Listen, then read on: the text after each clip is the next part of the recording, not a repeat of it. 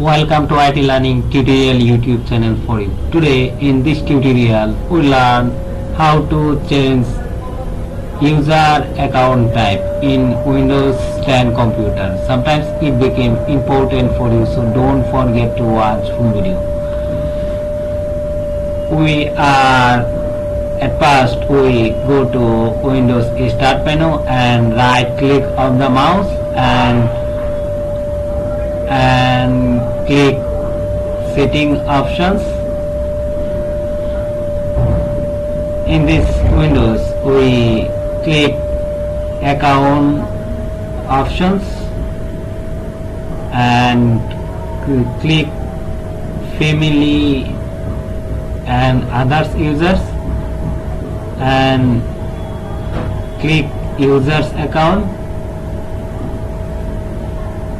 Others users in the below, click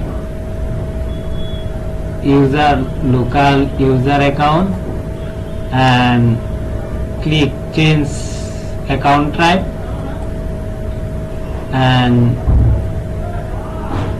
change account type Windows. We click in this button and click administrator and click OK and it is so. Thank you very much for watching this video. Keep watching this next tutorial. Thank you very much.